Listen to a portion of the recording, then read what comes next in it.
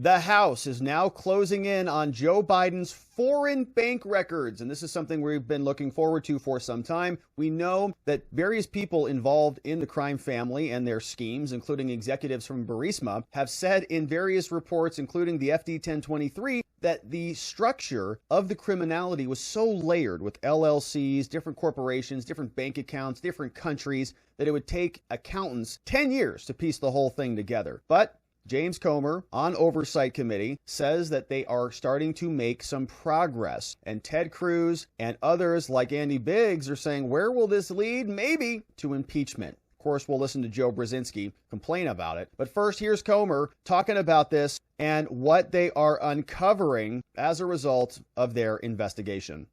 Well, we've accumulated a ton of evidence. That's something the Democrats aren't used to. They're used to just people like Adam Schiff and Jamie Raskins pulling stuff out of their rear ends saying it's fact.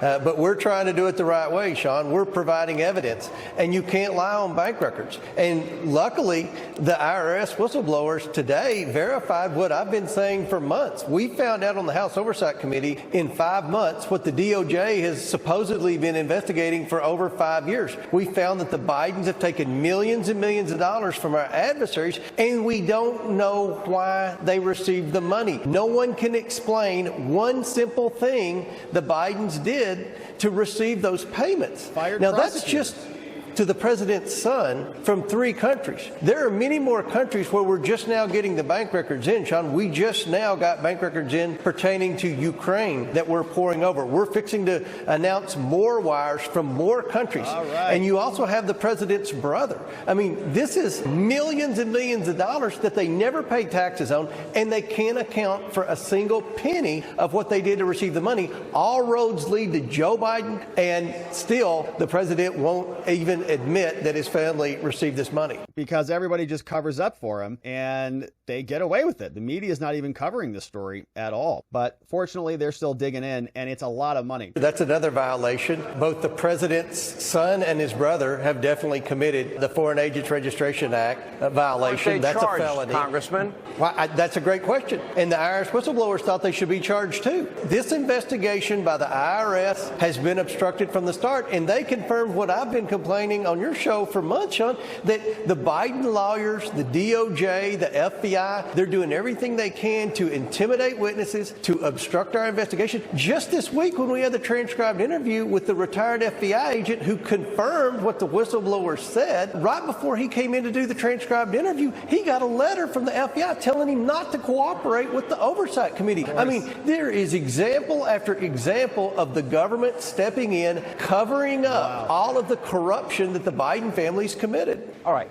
I want to know, how much money do you believe the Biden family did in these foreign business deals? How much money are we talking about? And how much money do we think went to Joe? Because Hunter complains bitterly he gave half his income to Pops and had to pay for Pops' home repairs. And the big guy, and I'm sitting here next to my father in the WhatsApp message. Do you believe you'll be able to tie this money to Joe? And how much money in total? My exit question. Well, I think there's going to be easily 25 to 30 million plus.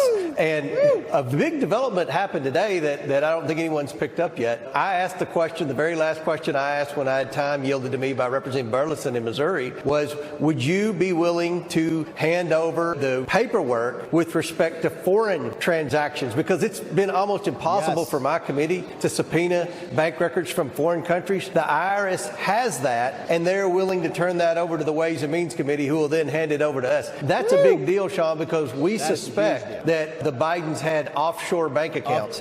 And that today was a huge development that'll open up a new door for us to move forward in our investigation. Right on. So that is good news. So they were focused on all of the domestic bank accounts, Owasco LLC, and all of those transactions that we talked through in great detail during the timeline in the video we talked about previously. They must have been using foreign bank accounts with foreign entities to layer this stuff up and cover all of the trails. So now that the IRS, that does have access to some of those materials, is going to turn it over to the Ways and Means Committee, which will give it over to Comer, good news. So they are digging into this. And so is Ted Cruz over in the Senate. And look, Ted Cruz has a podcast out, in case you missed it. And this is a bombshell episode, by the way. So make sure you subscribe to Verdict with Ted Cruz. And look what they've got set up over here. And I know I like to poke fun at Ted and all of the other Congress people for having their podcasts now, but this looks pretty good. And he's got James Comer in there. It's like a whole setup. I think this is really good. I think that the conservatives need to get better on the media game. I think we need more video content, more conversations, bypass the mainstream media. Let's go directly to the source. Give us the details. Stop filtering everything through CBS, all right? So I think it's good. I also think it's hilarious that he's always plugging his podcast now. But here's Ted.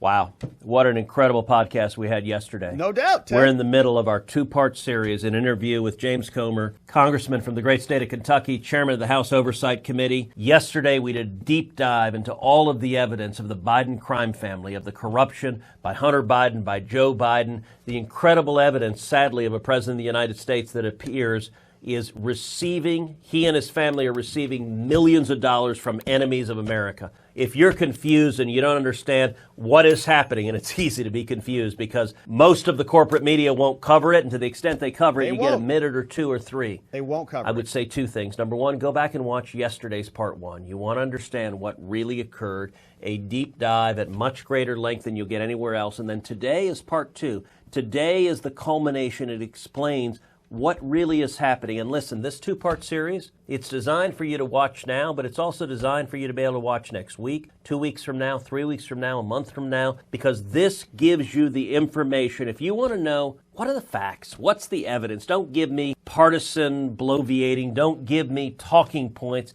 give me real evidence. Today we break down the evidence. I got to say, James, he understands the suspicious activity reports. 170 suspicious activity reports. He explains what those means. He explained what's going on. This podcast, Verdict with Ted Cruz, part one and part two, you're going to learn a lot. Make sure you download it wherever you get your podcasts. All right, don't forget to subscribe to Ted Cruz's podcast out there, okay? Anyway, the point is, I think this is very good. Like, in all seriousness, we want to start seeing some more ideas being shared, using new media, using digital media to share these messages, because we know the Washington Post, New York Times, MSNBC, they all just refuse to cover it. So if we're going to be successful, we've got to rebuild the informational supply chains that are necessary to win elections. And we got to build our own platforms, our own YouTube channels, our own newsletters available at robertgovea.com. So you can sign up so that we never lose anything. When you're subscribing to Ted Cruz's podcast, also sign up for our newsletter, robertgovea.com. All right, so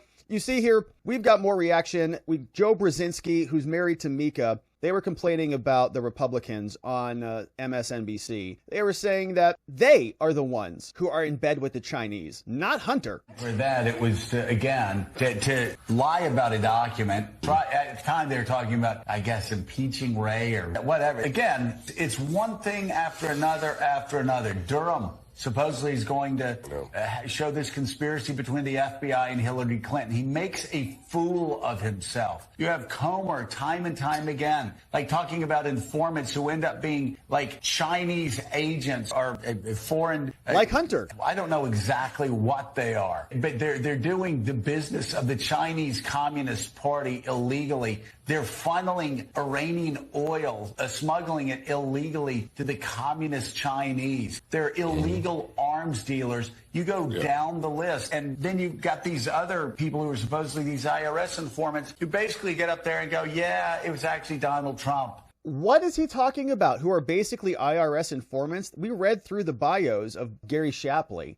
And by the way, Mr. X, Joseph Ziegler, is also or was a Democrat. Don't know how that's going to last anymore. When I was complaining, it was Donald Trump who was president then, and it was Trump's IRS and Trump's Justice Department in 2018. And here we have a document that's complete nonsense, and you have Chuck Grassley going, I don't care whether he's guilty or not. We're just trying to create chaos. All right, so I think that was the extent of the coverage on MSNBC. Surprised they talked about it for that long, but it's not very coherent. You can see they're all grasping at straws here. I think they were blaming the Republicans for being in bed with the Chinese, which is literally what the Republicans are saying the Bidens were doing. So it's a very interesting conversation over there. Hopefully they figure it out. But a big question we talked about on our locals was, are the Republicans going to do anything meaningful about it? Are they actually going to go and impeach somebody like the president? Would it go all the way up to the top? Will they do that between now and the next election? Here's one representative from Arizona, Andy Biggs. Would you impeach the sitting president over this if it came to that?